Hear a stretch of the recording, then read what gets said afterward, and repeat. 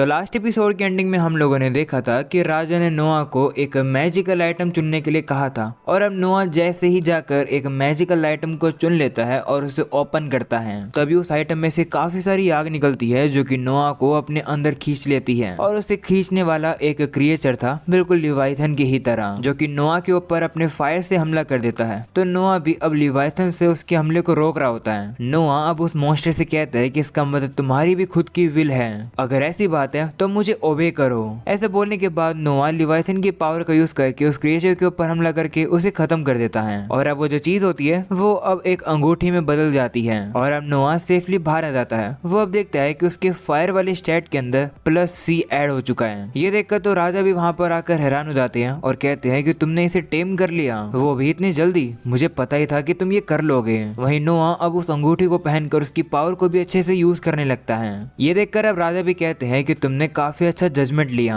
तुमने लूथियर को बिना किसी हेजिटेशन के चूज कर लिया। वहीं नोआ भी कहता है कि हाँ, मैं ये सेंस कर सकता हूँ कि इसके अंदर काफी अच्छी ताकत है। तो राजा कहते हैं कि क्या तुम इसकी पावर को टेस्ट करना चाहोगे, मैंने टारगेट्स तैयार कर दिए हैं। तो नोआ कहता है कि नहीं, उसकी कोई जरूरत नहीं है, मेरे पास एक और ही प्लान है। इसके बाद हम लोग अब देखते हैं कि वो लोग अब बाहर आ जाते हैं जहाँ नोआ लूथियर की पावर से अपने ऊपर ही हमला करवा लेता है जो देखकर राजा को नोआ की चिंता हो जाती है, जिस पर नोआ कहता है कि घबराओ मत। हम लोग अब देखते हैं कि नोआ लिवाइथन की पावर का यूज करके अब उस हमले से बच रहा होता है। वो अपने मन में कहता है कि मैंने ये प्रेडिक्ट कर लिया था कि जो लिवाइथन है वो लूथियर से ज्यादा पावरफुल है। वहीं हम लोग अब देखते हैं कि लिवाइथन अपनी पावर को यूज करके यहाँ से गर्मी ज्यादा दूर जाने नहीं दे रहा है। ये देखकर राजा इंप्रेस हो जाते हैं कि नोआ ने इतनी जल्दी दोनों को इतना इजीली कंट्रोल कर लिया। हम देखते हैं कि इस हमले से तो इस जगह पर काफी बड़ा गड्ढा हो चुका है, पर नोआ को तो कुछ भी नहीं हुआ है। जो देखकर राजा इंप्रेस हो जाते हैं और कहते हैं कि ये लूथियर मैं तुम्हें ही दे रहा हूँ, इसका यूज एम्पायर की भलाई के लिए करना। तो नोआ भी कहता है कि ठीक है। अगले सीन में हमें पता चलता है कि ये वाला एम्पायर यानी कि मेरे इस एम्पायर काफी ज्यादा लैंड होल्ड करता है। इसके जो हाईएस्ट रूलर यानी कि जो राजा हैं वो सारे ही अफेयर्स को गवर्न करते हैं। इसके अंदर डोमेस्टिक अफेयर जैसे लॉज और फाइनेंस आते हैं और डिप्लोमेटिक अफेयर्स आते हैं जैसे लड़ाइयों को रुकवाना या फिर नेगोशिएशन करना। जो राजा है वो साथ में इंपीरियल फैमिली की प्राइवेट मैटर्स को भी संभालते हैं जिसे इंटरनल लॉ और इंटरनल अफेयर कहा जाता है। नोआ भी अब राजा के पास होता है और अब वो पढ़ता है कि एक पर्सनल डिक्लेरेशन आया हुआ है राजा के छोटे भाई ग्राइमे की तरफ से। राजा अब कहने लगते हैं कि जो ग्राइमे का बेटा है वो मेरा नेफ्यू है जो कि अपनी डोमेन के ऊपर एकदम बेकार तरीके से रूल करता है। नशे में आकर उसने एक आर्ग्यूमेंट में यानी कि बहस में एक बंदे को मार दिया और ऐसा करना एक क्राइम है, लेकिन उसके फादर यानी कि ग्राइमे ये चाहते हैं कि हम लोग उसके बेटे की क्राइम को इग्नोर कर दें। बदले में वो फाइन यानी कि पैसे पे करने के लिए तैयार हैं। तो अब नोआ कहता है कि अनफॉर्चुनेटली इंपीरियल लॉ के अकॉर्डिंग प्रिंस ग्राइमे ने कोई भी क्राइम कमिट नहीं किया है, बिल्कुल उसी तरीके से जैसा एक बच्चा रिस्पॉन्सिबल नहीं होता है उसके पेरेंट्स के उधार को चुकाने के लिए, उसी तरीके से एक पेरेंट्स भी रिस्पॉन्सिबल नहीं होता है अपने बच्चों के क्राइम के लिए। तो राजा भी कहता है कि हाँ तुम सही कह रहे हो, तो फिर हमें अब क्या करना चाहिए। वहीं नोआ अब पढ़ता है कि वो लोग 30,000 पैसे देने के लिए तैयार हैं। ये बहुत ही ज्यादा पैसे होते हैं, बदले में वो चाहते हैं कि हम लोग ग्राइमे के बेटे को छोड़ दें। नोआ अब राजा से कहता है कि जिसने क्राइम किया है हम लोग उससे पैसे या फिर फाइन इकट्ठा नहीं कर सकते हैं। तो अब राजा कहते हैं कि जरा सोच कर देखो, अगर हमें इतना पैसा मिल जाएगा तो हमारा ही फायदा है, हम लोग उस पैसे को अपने अच्छे कामों के लिए यूज कर पाएंगे।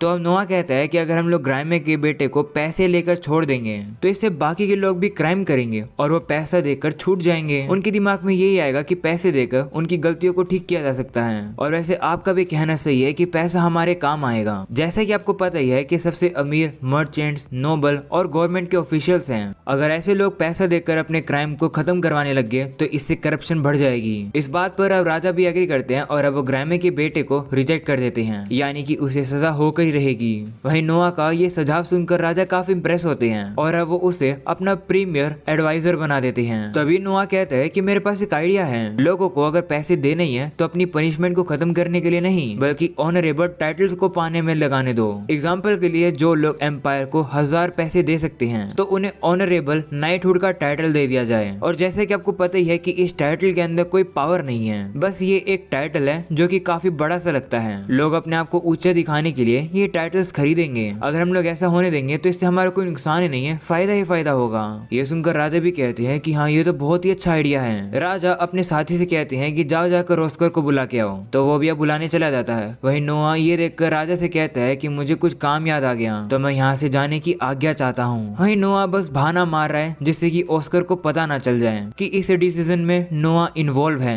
क्योंकि ये काम ऑस्कर का है, यानी कि ये आइडिया देने का काम ऑस्कर का था, ना कि नोआ का। वहीं राजा को पता ही चल जाता है कि नोआ यहाँ से क्यों जाना चाहता है। वो उसे कहते हैं कि तुम काफी चालाक हो, ठीक है तुम जाओ यहाँ से। इसके बाद अब नोआ बाहर आ जाता है और अब वो देखता है कि सभी लोग उसी गड्ढे के पास खड़े हैं जो कि नोआ ने बनाया था। तभी शिजू नाम का बंदा आता है। वो अब नोआ से कहने लगता है कि सभी लोग काफी हैरान है ये देखकर कि आखिर इस तरीके से जमीन गल कैसे सकती है। एक बंदा इस गड्ढे को चेक करते हुए उसी के अंदर ही गिर गया। ये सुनकर नोआ उसे पैसे पकड़ा देता है और कहता है कि इससे उस बंदे का इलाज कराओ जो कि नीचे गिर गया। तो शिजू भी कहता है कि ठीक है। तभी नोआ देखता है कि उसके पास तो कोई चीज है। वो पूछता है कि ये क्या है। तो वो बताता है कि मैं ये 6th प्रिंस के पास लेकर जा रहा हूँ उनके बर्थडे गिफ्ट के लिए, क्योंकि वो 3 साल की हो गई हैं। 6th प्रिंस को ये बीटल्स की बैटल देखने में काफी मजा आता है। ये सुनकर नोआ के दिमाग में अब एक आइडिया आ जाता है और अब जब वो कैरेज में था तब वो लूथियर और लिवाइथन को एक छोटे फॉर्म में निकाल लेता है और अब वो आपस में उन लोगों की बैटल कराने लगता है। नोआ अब ये नोटिस करता है कि इन लोगों के पास इनके पास्ट ओनर्स की टेक्निक्स हैं। इनको लड़ता हुआ देखकर नोआ काफी कुछ सीख रहा है और ये फाइट काफी इजीली ओवर हो जाती है क्योंकि लिवाइथन लूथियर को हरा देता है। ये फाइट एक मेड को काफी पसंद आती है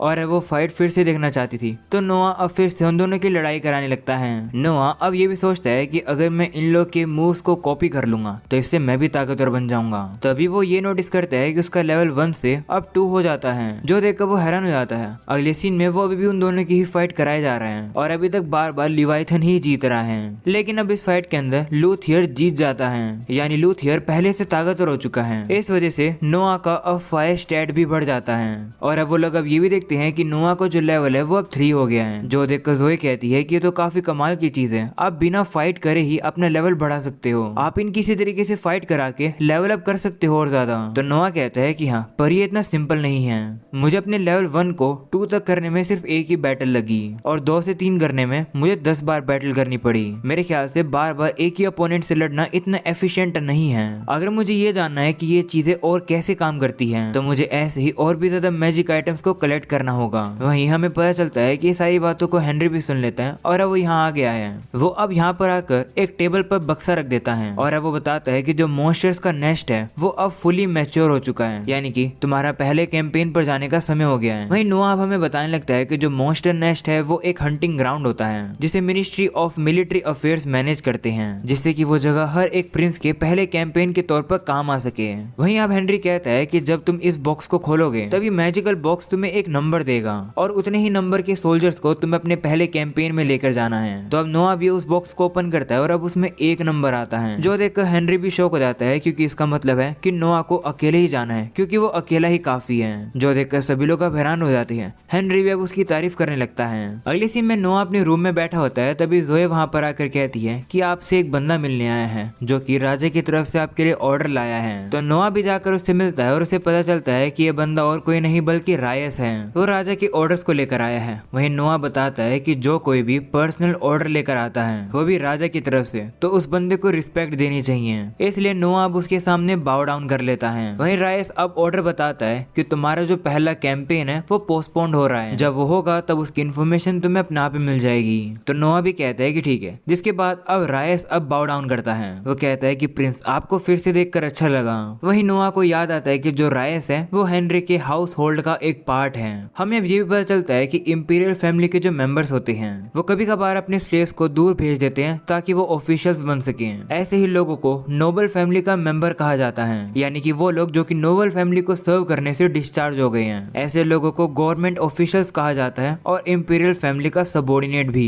जो इंपीरियल हाउस होल्ड के मेंबर्स होते हैं जो कि हर एक प्रिंस के लिए काम करते हैं, उन लोग के ऊपर काफी ज्यादा स्ट्रिक्ट एटिकेट्स होते हैं। नोआ अब रायस से पूछने लगता है कि मेरा कैंपेन पोस्टपोन क्यों हो गया। तो वो कहता है कि आपकी ताकत की वजह से। राजा ये देखकर काफी खुश हुए कि सिर्फ आप अकेले ही काफी हो वहां जाने के लिए। तो राजा चाहते हैं कि ये कैंपेन एक ग्रैंड लेवल पर हो ताकि सभी लोगों को इसके बारे में पता चल सके। राजा इस समय पर हेनरी और 8th प्रिंस के साथ मिलकर काम कर रहे हैं एक तरीका ढूंढने के लिए जिससे कि वो पूरे एम्पायर को बता सके कि आप कितने कमाल के हो। अगले सीन में नोआ दुकान पर आ जाता है और अब उस दुकानदार से कहता है कि मुझे ऐसे मैजिक आइटम्स दिखाओ जिनकी खुद की विल हो, पर वो कहता है कि अभी तो हमारे पास ऐसा कुछ भी नहीं है। तो नोआ अब उसे एडवांस में ही पैसे दे देता है और कहता है कि अगर तुम्हें कोई ऐसा आइटम मिले तो मुझे इन्फॉर्म कर देना। ऐसा बोलकर नोआ वहां से चला जाता है। बाहर आने के बाद वो देखता है कि एक बंदा तो एक मर्चेंट को पीट रहा है, सिर्फ इस वजह से क्योंकि उस मर्चेंट ने एक सामान किसी और बंदे के लिए लिए सेव करके रखा हुआ है और वो जो बंदा उसे पीट रहा है उसे वो सामान चाहिए। ये देखकर नोआ वहाँ पर आकर उस बंदे को रोकता है। वो बंदा अब नोआ को भी पहचान लेता है और कहता है कि मैं प्रिंस गिलबर्ट की हाउस होल्ड का एक मेंबर हूँ और मेरा नाम दालम है। तो अब नोआ कहता है कि आखिर तुम इस बंदे को क्यों पीट रहे हो, तुम जो ये कर रहे हो वो गलत है। जिस पर अब दालम कहता है कि तुम मिनिस्ट्री प्रिंस ऑफ जस्टिस हो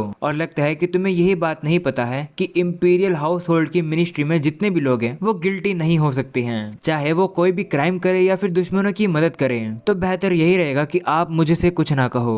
ये सुनकर नोआ भी अब चिढ़ जाता है। वो अब कहता है कि इंपीरियल फैमिली के जो सर्वेंट्स होते हैं, स्पेशली प्रिंस के सर्वेंट्स, वो ऑलरेडी हाई स्टेटस को एंजॉय करते हैं और ये बंदा फर्स्ट प्रिंस की हाउस होल्ड का मेंबर है, तभी इस बंदे के अंदर इतना एटीट्यूड भरा हुआ है। वहीं नोआ उसे कहता है कि ठीक है, मैं समझ रहा हूँ, तुमने कहा कि तुम मेरे भाई के हाउस होल्ड के मेंबर हो, अगर ऐसी बात है तो तुम सीधे खड़े होकर मुझसे बात क्यों कर रहे हो, तुम्हें बाउ डाउन करना चाहिए। तब दालम भी फंस जाता है, वो माफी मांगता है और वो बाउ डाउन करने ही वाला था, लेकिन नोआ कहता है कि अब लेट हो गया। ऐसा बोलकर वो शिरले से कहता है कि इसे पकड़ लो। तो अब शिरले भी उसे इजीली पकड़ लेती है। दालम अब नोआ से कहता है कि मुझे छोड़ दो, मैं फर्स्ट प्रिंस का सर्वेंट हूँ। तो नोआ कहता है कि चुप हो जाओ, लगता है कि तुम्हें अभी तक समझ नहीं आया कि तुमने मेरे भाई के नाम को कितना बिगाड़ दिया है, तुमने मेरे सामने बदतमीजी करी है, इसकी तुम्हें सजा मिलेगी। ऐसा बोलकर अब उसे बांध दिया जाता है। वहीं शिरले अब उसे कोड़े मारने वाली है। वो नोआ से कहती है कि मुझे इसे कितने मारने हैं। तो नोआ कहता है कि इसने मेरी फैमिली का नाम बिगाड़ने की कोशिश करी है, तो इसे तब तक मारो जब तक ये मर नहीं जाता। ये सुनकर दालम अब काफी ज्यादा डर जाता है और अब शिरले उसे कोड़े मारना शुरू कर देती है। और अब अगले सीन में नोआ अकेले बैठा था, तभी शिरले आकर उसे बताती है कि दालम मर गया।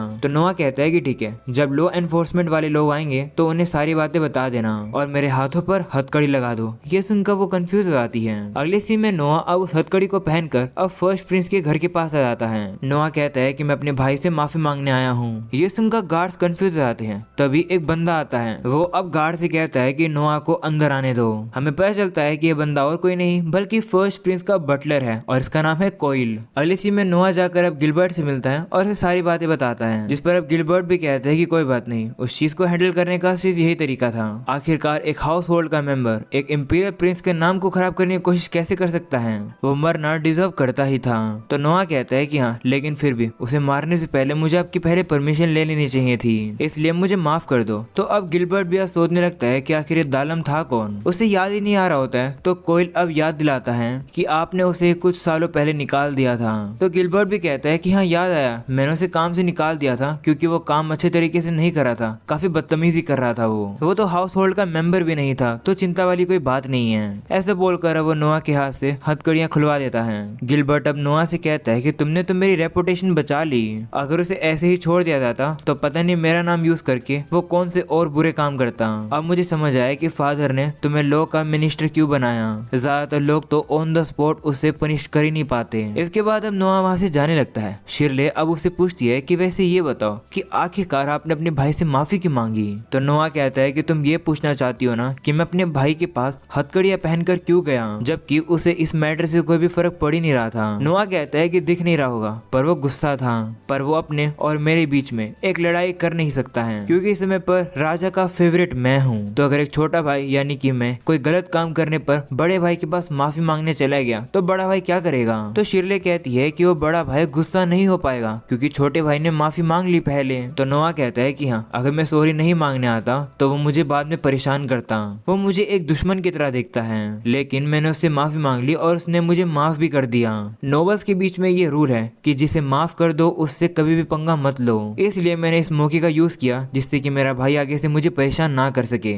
ये सुनकर तो शिरले काफी हैरान हो जाती है क्योंकि नोआ ने तो काफी ज्यादा समझदार एक चाल चली है। अगले सीन में नोआ से मिलने के लिए इंपीरियल हाउस होल्ड की मिनिस्ट्री का कोई आया है जिसका नाम है डॉन। वो अब नोआ से कहता है कि मैं आपसे काफी इम्प्रेस हुआ ये देखकर कि आपने दाला वाला इंसिडेंट कितनी कमाल के तरीके से हैंडल किया, इसलिए मैं चाहता हूँ कि मैं भी आपके अंडर काम करूँ। तो नोआ कहता है कि लेकिन हमारे डिपार्टमेंट तो अलग अलग हैं, तुम्हें यहाँ पर काम करने में दिक्कत आएगी। तो डॉन कहता है कि इससे मुझे फर्क नहीं पड़ता, आपको मुझे जिस तरीके से यूज करना है आप मुझे कर सकते हो। तो अब नोआ भी मान जाता है। ये सुनकर डॉन काफी खुश हो जाता है और अब वो वहाँ से चला जाता है। तभी नोआ अब डिलन से कहता है कि इसे डॉन पर नजर रखो और इसके बारे में सारी इन्फॉर्मेशन निकाल लो। तो वो भी कहता है कि ठीक है। और अब इसी के साथ ये एपिसोड यहीं खत्म हो जाता है। आई होप कि तुम्हें ये एपिसोड पसंद होगा, पसंद हो तो लाइक करके चैनल को सब्सक्राइब कर देना। मैं मिलूंगा तुम लोगों से नेक्स्ट वीडियो में, तब तक के लिए बाय बाय।